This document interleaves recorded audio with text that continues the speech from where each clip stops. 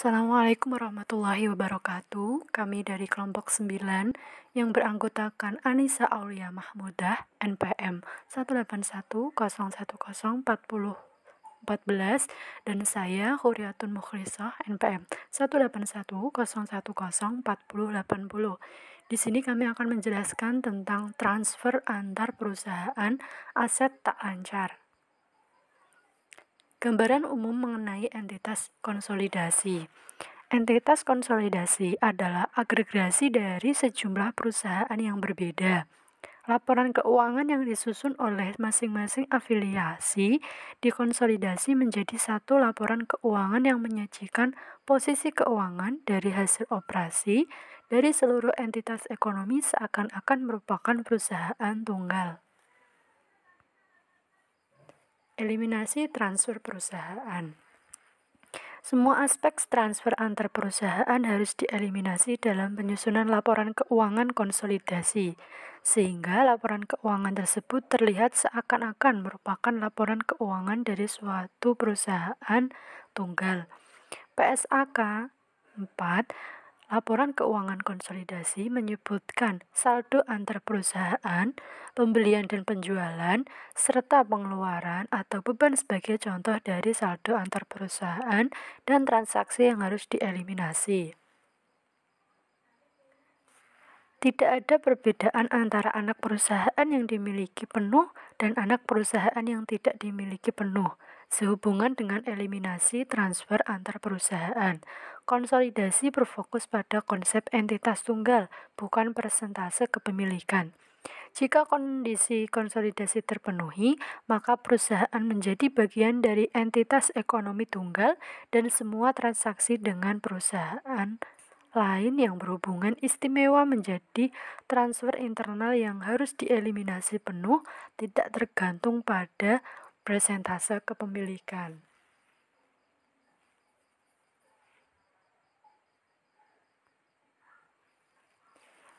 Eliminasi laba dan rugi yang belum direalisasi. Dari sudut pandang entitas konsolidasi, penjualan aset dalam entitas konsolidasi hanya merupakan perubahan lokasi aset dan tidak mencerminkan akhir dari proses pendapatan. Untuk mencari akhir dari proses pendapatan dalam eliminasi konsolidasi, harus terjadi penjualan ke pihak eksternal dari entitas konsolidasi.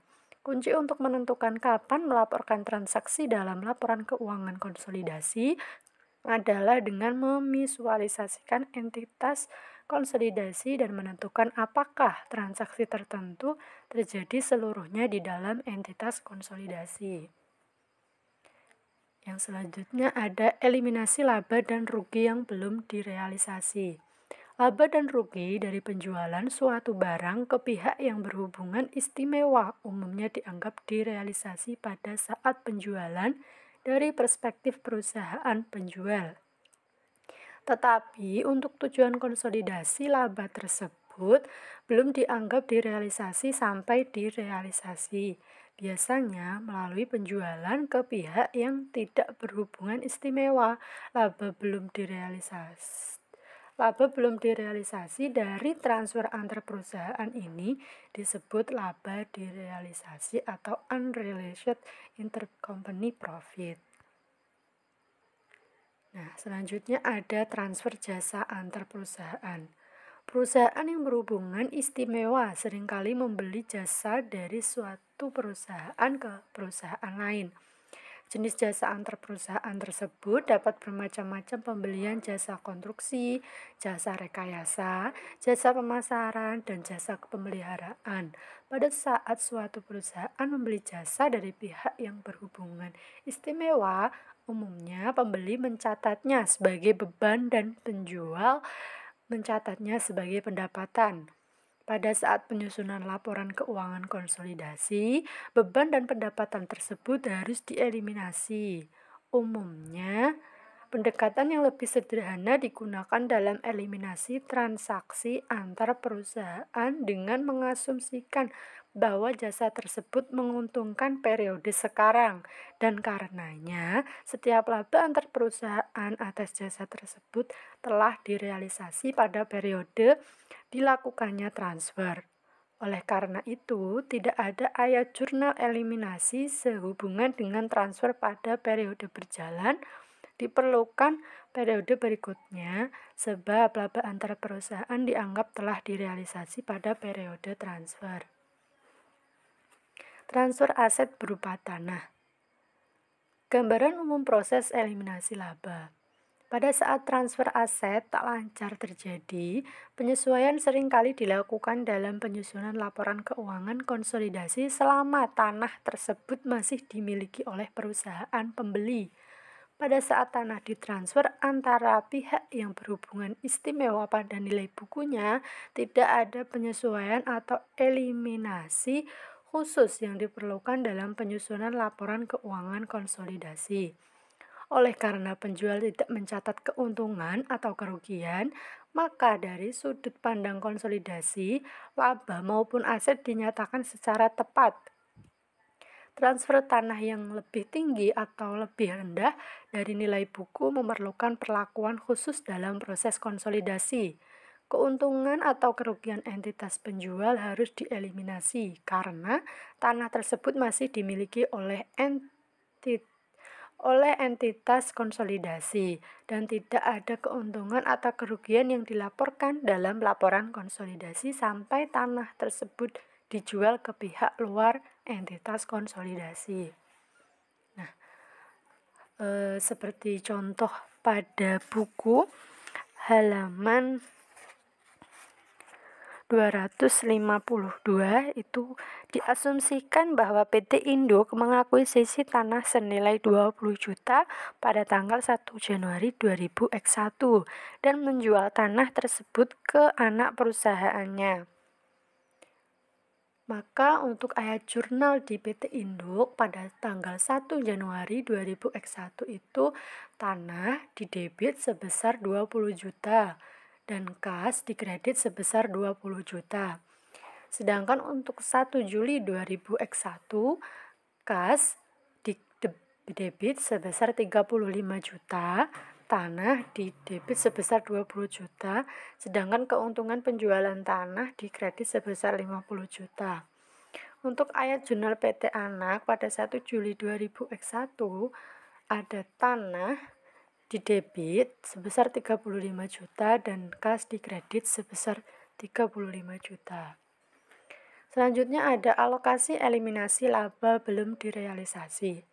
Penjualan yang terjadi dari induk perusahaan ke anak perusahaan disebut penjualan arus ke bawah. Setiap keuntungan atau kerugian dari transfer tersebut menjadi hak pemegang saham induk perusahaan. Penjualan arus kas ke atas yaitu setiap keuntungan atau kerugian menjadi hak pemegang saham anak perusahaan. Jika anak perusahaan dimiliki penuh, maka semua keuntungan atau kerugian pada akhirnya akan menjadi hak induk perusahaan sebagai satu-satunya pemegang saham dan pemegang saham minoritas. Secara khusus, keuntungan atau kerugian antar perusahaan yang belum direalisasi dieliminasi dengan cara berikut. Untuk penjualan itu ada arus ke bawah, itu untuk induk perusahaan ke anak perusahaan, sedangkan untuk arus ke atas ada anak perusahaan ke induk perusahaan. Dieliminasi terhadap kepemilikan mayoritas. Terus ada arus perusahaan dimiliki penuh dan anak perusahaan dimiliki mayoritas. Eliminasinya terhadap kepemilikan mayoritas secara proporsional terhadap kepemilikan mayoritas dan kepemilikan minoritas. Contoh soal pada halaman 254 itu diasumsikan bahwa PT Ideal memiliki 75% saham biasa dari PT Akasia. PT Ideal melaporkan laba operasi dari aktivitasnya sendiri, tidak termasuk pendapatan investasi dari PT Akasia sebesar 100 juta rupiah.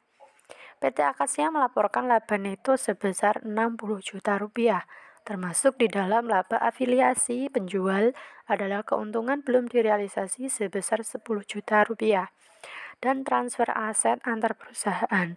Jika penjualan tersebut merupakan transfer arus ke bawah, laba belum direalisasi, dieliminasi seluruhnya dari bagian laba kepemilikan mayoritas pada saat penyusunan laporan keuangan konsolidasi.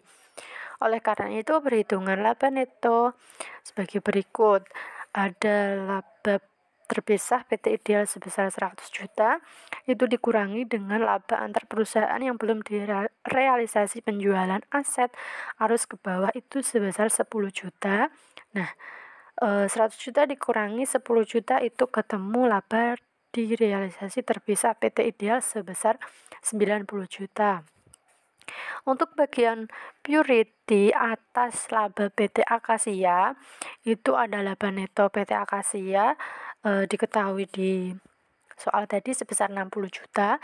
Bagian proporsi PT Ideal kan tadi memiliki 75% saham biasa. Jadi 60 juta tadi dikalikan dengan 0,75, ya hasilnya 45 juta rupiah. Nah, untuk laba neto konsolidasi itu dari laba direalisasi terpisah PT Ideal sebesar 90 juta dikurangi dengan 45 juta itu bagian purity atas laba PT Akasia.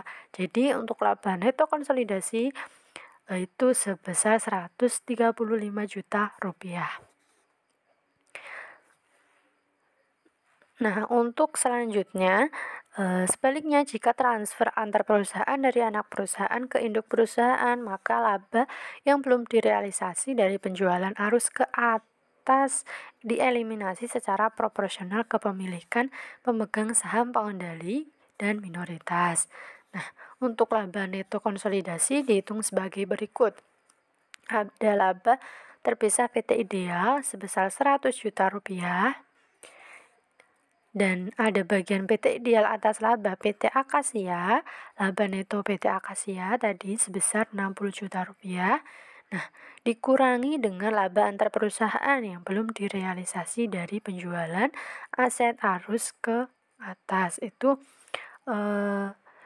diperoleh tadi ya dijelaskan di soal itu sebesar 10 juta rupiah. Nah, itu jadi pengurang.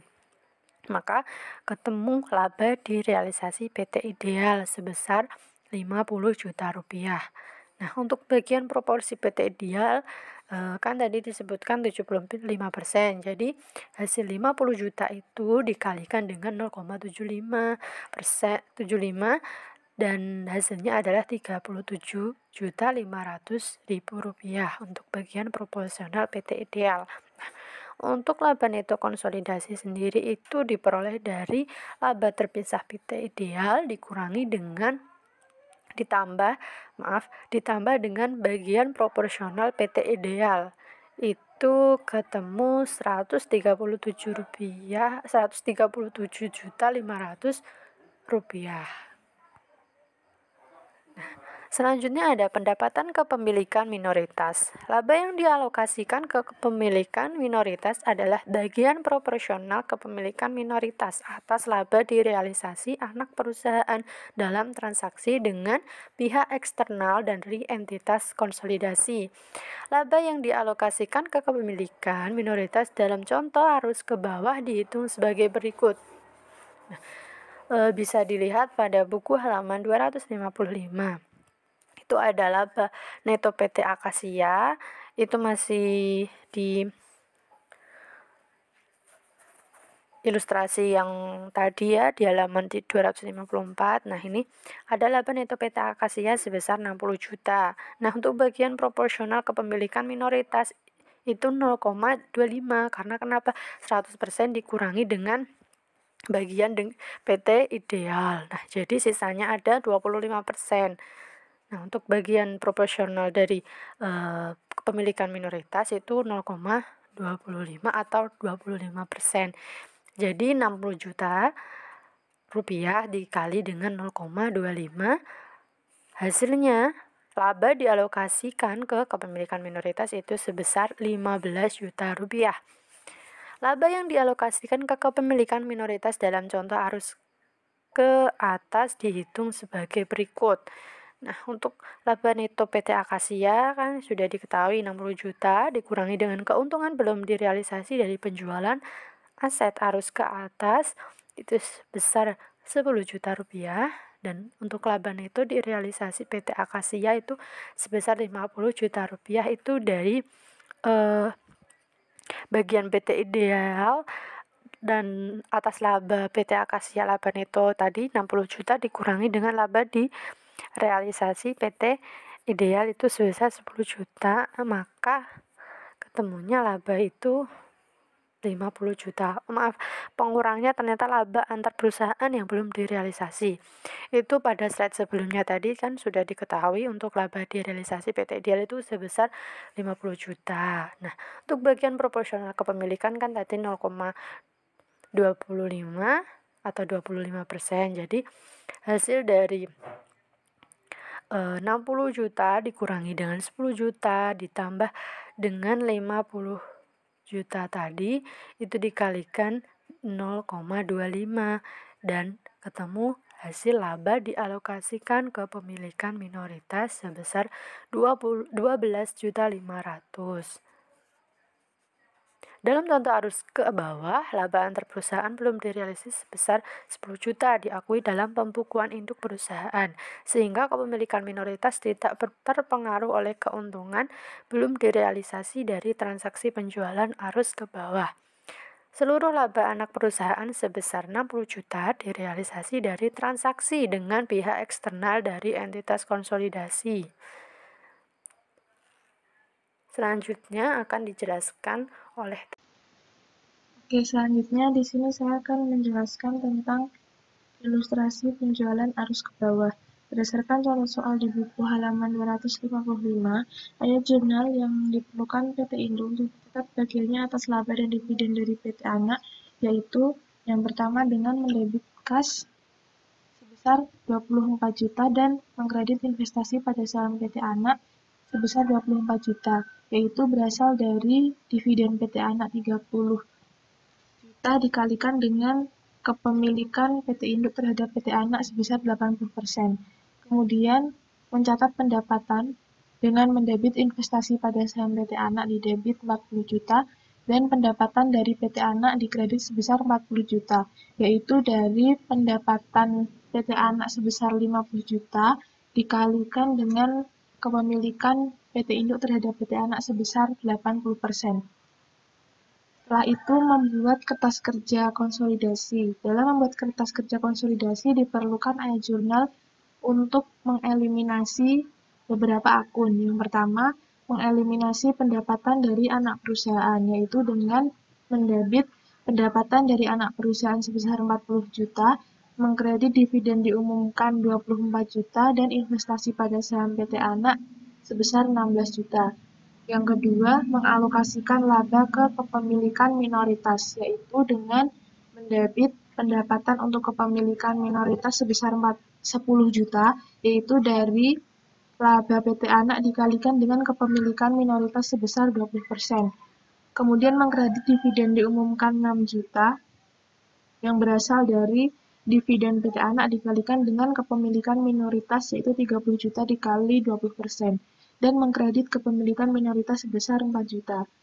Selain itu, mengeliminasi saldo investasi awal dengan mendebit saham biasa PT Anak sebesar 200 juta, saldo laba 1 Januari sebesar 100.000, dan mengkredit investasi pada saham PT Anak 240 juta, dan kepemilikan minoritas dikredit 60 juta.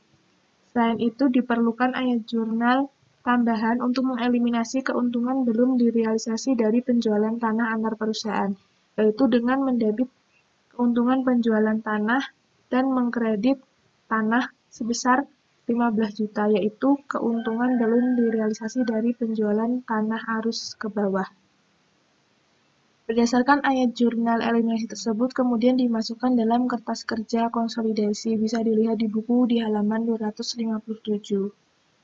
Kemudian, berdasarkan kertas kerja konsolidasi tersebut, kita dapat menghitung laba neto konsolidasi, yaitu laba terpisah PT Induk sebesar 155 juta berasal dari soal tadi, dikurangi dengan laba antar perusahaan belum direalisasi dari penjualan tanah arus ke bawah sebesar 15 juta, kemudian dihasilkan laba direalisasi terpisah PT Induk sebesar 140 juta. Kemudian, bagian PT Induk atas laba PT Anak, yaitu dihitung dengan laba neto PT Anak 50 juta dikalikan dengan bagian proporsional PT Induk sebesar 80%, hasilnya 40 juta, sehingga laba neto konsolidasi, yaitu laba direalisasi terpisah PT Induk ditambah dengan bagian proporsional PT Induk, yaitu sebesar 180 juta.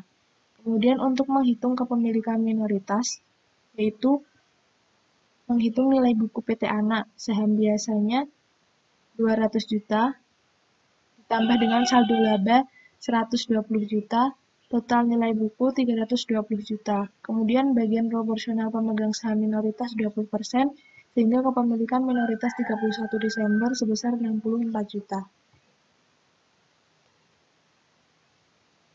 Kemudian penjualan arus ke atas.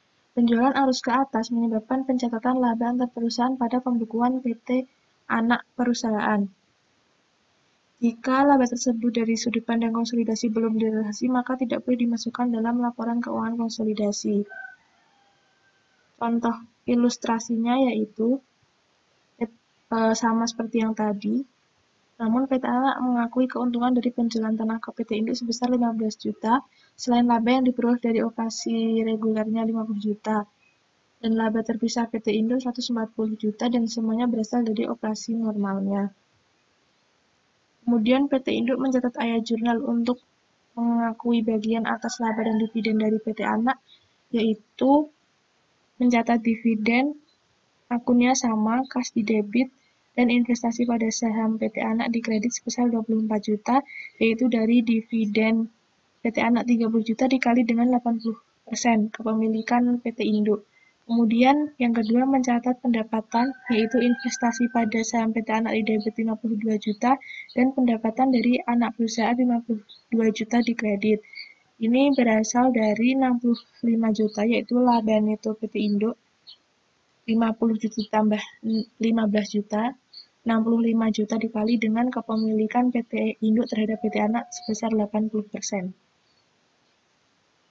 Kemudian untuk menyusun kertas kerja konsolidasi, dibutuhkan ayat jurnal eliminasi. Ayat jurnal eliminasinya sama seperti contoh yang tadi, arus ke bawah, begitu akun dan juga nominalnya, hanya berbeda pada eliminasi pendapatan dari anak perusahaan saja, yaitu pendapatan dari anak perusahaan sebesar 52 juta, di debit, dividen diumumkan dikali 24 juta, dan investasi pada saham PT Anak 28 juta di kredit. Kemudian setelah dibuat ayat jurnal eliminasi, disusun kertas kerja konsolidasi seperti di halaman 261. Berdasarkan kertas kerja konsolidasi tersebut, menghitung laba neto konsolidasi, yaitu laba terpisah PT Induk sebesar 140 juta, kemudian bagian PT Induk atas laba PT Anak dihitung dengan laba neto PT Anak, yaitu 65 juta berasal dari 50 juta ditambah dengan 15 juta, kemudian dikurangi dengan laba antar perusahaan belum direalisasi dari penjualan tanah arus ke atas sebesar 15 juta.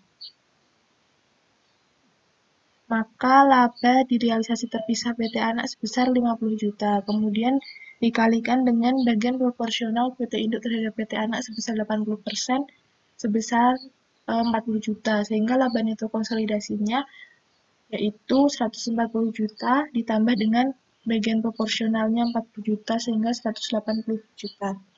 Laba neto konsolidasi ini sama, karena tidak dipengaruhi ada tidaknya penjualan antar perusahaan, karena keuntungan dari penjualan tersebut belum direalisasi. Maka keuntungan belum direalisasi tersebut harus dieliminasi penuh, dan laba neto konsolidasi hanya berdasarkan pada laba direalisasi dari kedua perusahaan afiliasi. Untuk total kepemilikan minoritas dihitung sebagai bagian proporsional pemegang saham minoritas atas ekuitas pemegang saham PT Hana, tidak termasuk keuntungan dan kerugian belum direalisasi. Selanjutnya, eliminasi laba belum direalisasi setelah tahun pertama. Pada periode timbulnya laba belum direalisasi dari penjualan antar perusahaan, jurnal eliminasi kertas kerja digunakan dalam proses konsolidasi untuk menghilangkan pengaruh keuntungan atau kerugian yang dicatat oleh penjual dan menyesuaikan jumlah aset yang dilaporkan menjadi harga semula yang dibayarkan oleh afiliasi penjual. Dalam kasus penjualan arus ke bawah, induk perusahaan mengakui seluruh laba dari transfer antar perusahaan dan memasukkannya dalam saldo laba di tahun-tahun berikutnya. Maka jurnal eliminasi diperlukan setiap tahun setelah penjualan ke arus bawah selama anak perusahaan masih memiliki tanah tersebut. Jurnal eliminasinya yaitu saldo laba di debit dan tanah di kredit sebesar 15 juta. Dalam kertas kerja konsolidasi untuk penjualan arus ke atas, dalam kertas kerja konsolidasi yang disusun di tahun-tahun setelah transfer selama tanah masih dimiliki induk perusahaan, keuntungan yang belum direalisasi dieliminasi dari saldo tanah dan dari kepemilikan minoritas. Jurnal eliminasi yang diperlukan yaitu saldo laba di debit sebesar 12 juta, kepemilikan minoritas di kredit sebesar 3 juta, di debit sebesar 3 juta, dan tanah di kredit sebesar 15 juta. Ini berasal dari keuntungan tadi. Nah, untuk kepemilikan minoritas ini sebesar 20% dari 15 juta. Pelepasan aset di kemudian hari. Keuntungan antar perusahaan belum direalisasi dari penjualan aset dianggap direalisasi pada saat aset tersebut dijual kembali ke pihak eksternal. Ketika direalisasi, jumlah penuh laba antar perusahaan yang ditangguhkan ditambahkan kembali ke perhitungan laba neto konsolidasi dan dialokasikan ke kepemilikan minoritas dari mana sebelumnya laba tersebut dieliminasi.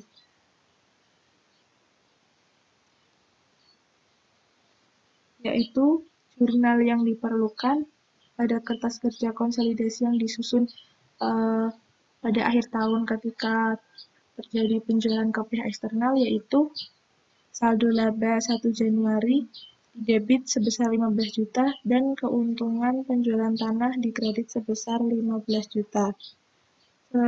Selain menyesuaikan keuntungan, jurnal tersebut mengurangi saldo laba awal konsolidasi sebesar jumlah keuntungan antar perusahaan belum direalisasi yang sebelumnya diakui oleh PT Induk. Semua jurnal eliminasi yang lain sama dengan jurnal jika tidak terdapat laba antar perusahaan belum direalisasi pada awal periode. Jadi, dari sudut pandang konsolidasi, semua aspek transaksi telah selesai dan laba telah direalisasi setelah terjadi penjualan ke pihak eksternal. Demikian presentasi dari kelompok kami. Mohon maaf apabila terdapat kekurangan. Terima kasih atas perhatiannya. Wassalamualaikum warahmatullahi wabarakatuh.